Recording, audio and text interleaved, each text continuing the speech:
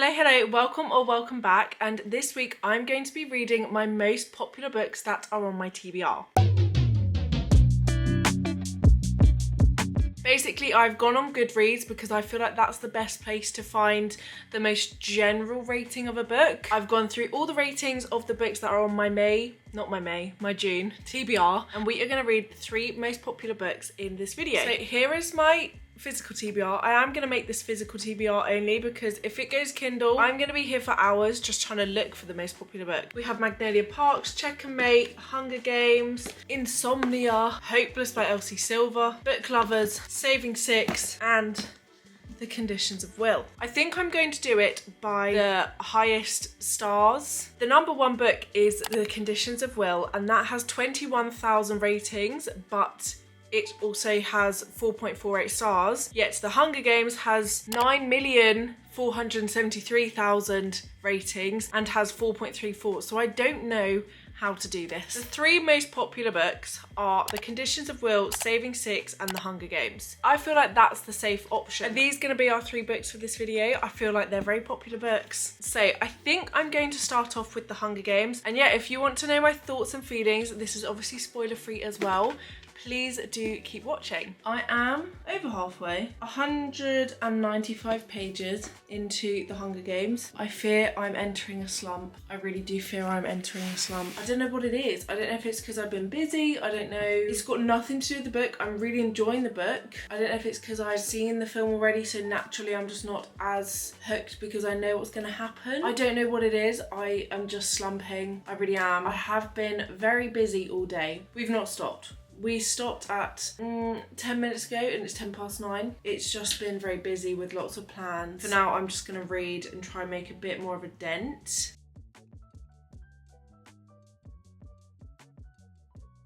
Hello. I feel like I got out of my slump a little bit last night. Just under 70 pages, I think, left. I'm on page 303, chapter 23. I read a lot last night. I don't know if it's just because I'm so busy. I know I said this last night, but I don't know if it's because I'm so busy or just like mentally. There's so much going on right now that I'm like, I can't tune into reading. Because when I'm reading, I'm fine. It's just I don't feel the urge to pick up my book. So maybe I'm not loving this as much as I thought I was, but I am really enjoying it. So I'm really confused at what my feelings are. This book is really good though. If you've seen the films, obviously you know the concept. I'm still not going to say, because for those who have not seen the films or read the books, I don't want to ruin it because this is such a good series. I am absolutely loving it so far. It's crazy how much is in the book that's not in the film. So much makes so much more sense. I feel like the film is okay, but I feel like we also missed out some really key important plot points to the film. But obviously, you know, it is what it is. I am really enjoying this. It's honestly predicted 4 stars because I am really enjoying it. It's definitely not as like high stakes, but also that could just be because I've seen the film, so I know exactly.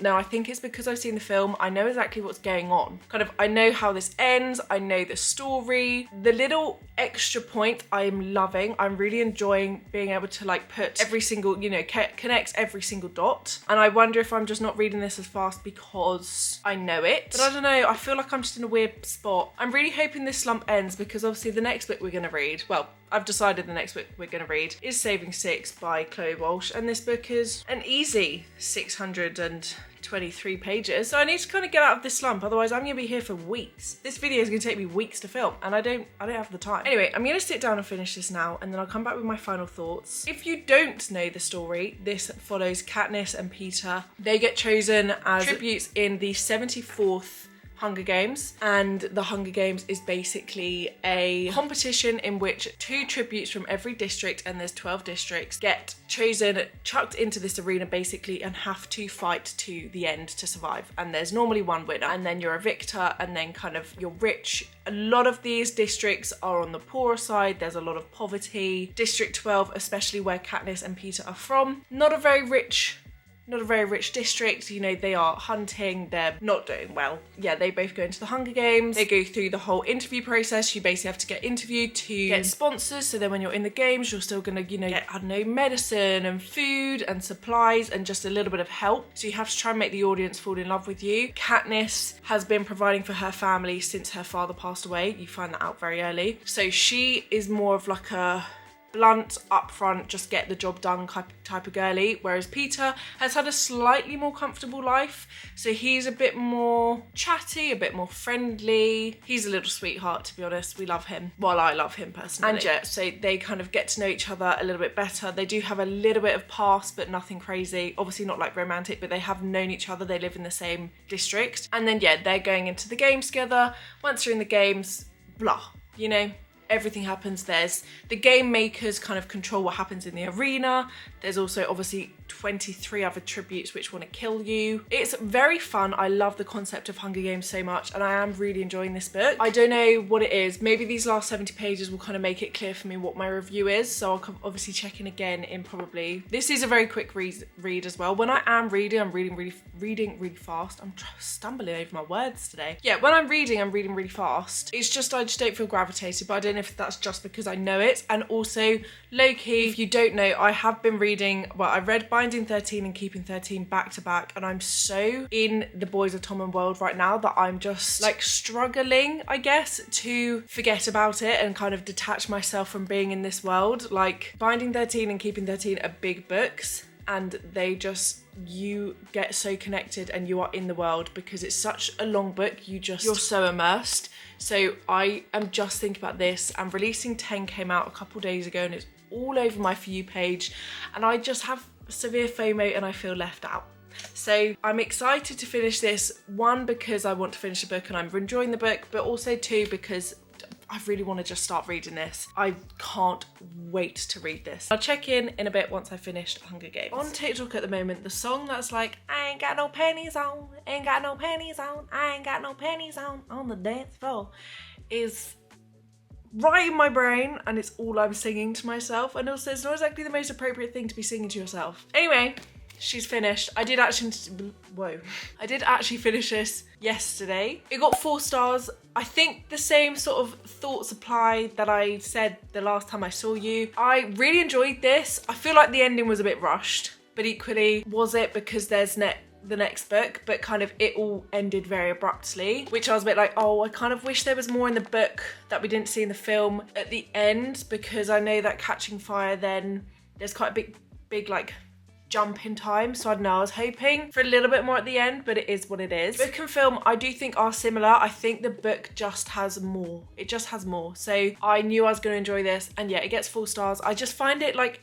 weird trying to rate books when I've already seen the film. So I already feel a certain, not way, but like I already know what's going to happen. So, you know, when it was getting to the end and, you know, when the tributes are all dying, blah, blah, blah, blah, blah. Because I knew what happened, there was no sense of like suspense. I think if you've not read the books or seen the films, holy moly, this would be a 5-star series. If I had read this without having already seen the film, I would have loved this book. This probably would have been a 6 stars. So I saw the vision, I just didn't necessarily feel like, oh my god, because I know what happens. So that wraps up that. And then I actually made quite a big dent in Saving 6 last night. I am 177 pages in. I am loving this book. Not as much as the first 2. If I haven't said yet, the Boys of Tommen series follows a group of boys basically in Tommen school. And basically the 2 first books follow Johnny and Shannon. Johnny is the rugby captain at Tommen. Shannon then joins Tommen and it follows them. And then this follows Shannon's older brother and his girlfriend Aoife. There's a lot of triggers. There's a lot of trauma in these books. I can't lie, there's a lot. I can see why people don't like these books. I love them, but there's some things which people definitely don't agree with, and I do understand. And yet this follows Joey and Aoife and Joey's whole journey. We've seen Shannon's, but now we're seeing Joey's. Like I said, I'm not enjoying it so far as much as Shannon and Johnny's books, Binding 13 especially, but I am definitely enjoying it. I'm hopefully gonna get over halfway today. I'm about to read now, it's 2:05. I have so much to do today, but I can't seem to like get in the zone to get it done. Like, tell me why it's 2 p.m. and I've ticked off 5 things off my to-do list and there's at least 10 left. I'm looking at my MacBook, there's a lot left. I might just read for a bit because I can't seem to get myself in a headspace to do anything else. So I think I'm gonna read. This starts off following, I can't say that much because I don't want to spoil anything, but this starts off with Joey being a young boy. They called it all in like year 1, year 2, blah, blah, blah. And I don't really know what the ages are, but it starts off with him being around 10, 11 at the end of primary school. Joey's always had behavioural problems, but with very, very good reason. He's always been one to act out, lash out. There is like substance abuse in this book as well. He just has had a really hard time of it, which you get to know very, very well in the first 2 books. When I say check the trigger warnings, I urge you to check them with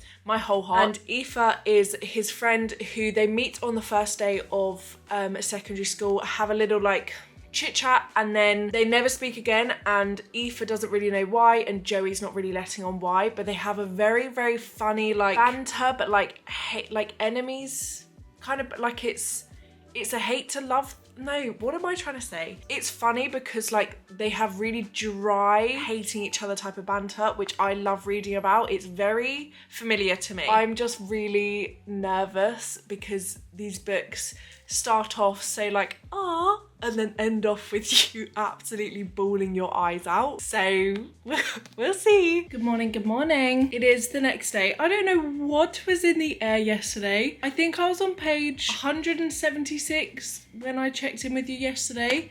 I'm now on page 507 and I have that much left, and obviously I'm about to finish it now. This book is heartbreaking. It's an enjoyable read in the sense of like, I really want to know what happens. It's not an enjoyable read because I'm hating what's happening. Like, there's just so much sadness in everything in the books. Like, it's not a, oh, this is so cute. It's like, oh, this is just sad. So I'm finding like I'm enjoying it, but I'm not enjoying it, if that makes sense. A whole lot has gone on in the last 300 pages. Joey and Aoife, their banter is something else. The way they talk to each other is so outrageous and so funny. I love it. Also, what I'm finding about all of these books is that the second you think like, oh, okay, it's been really bad, it's gonna get better, it does not get better. It really doesn't. I feel like it's a very true representation of like real life. Like sometimes, and you know, I would not wish what the people in this book have gone through or are going through on my worst enemy. Like these books, like I said, they're not enjoyable to read. There's so many things which are very realistic, which just aren't really spoken about and never really shown in other books. It's not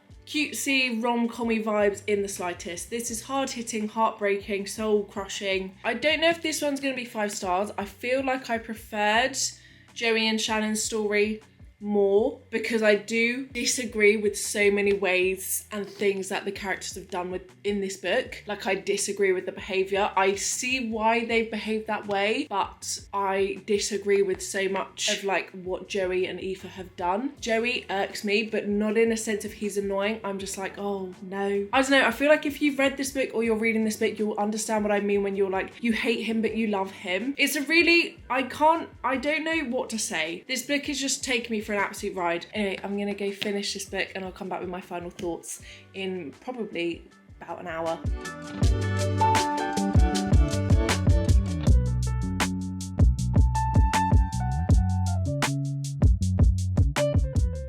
4 stars and a happy, comfortable, well, not happy, 4 stars. Oh my god. This book, I feel like everything I said earlier kind of is my review. Like, this book is just so heartbreaking and so, I don't want to say realistic because I can't like say that for facts, but it feels like this is exactly what would happen. This whole book has just sent me like the emotional roller coaster. But yeah, I think 4 stars because I don't feel as like connected to Joey and Aoife. There are a lot of things which I just disagree with, but like in a sense of, I know I'm meant to disagree. I think you're meant to like kind of hate Joey and Aoife for some things. Like, I think you're meant to be like, what on earth are you doing? I think you're meant to feel that way because otherwise this book's weird. So I think like this is perfectly done. It just didn't give me that same like swoony heart feelings as Binding and Keeping 13 did. So yeah, 4 stars. Obviously I'm not reading this in this video, but Redeeming 6, the next book, 900 pages,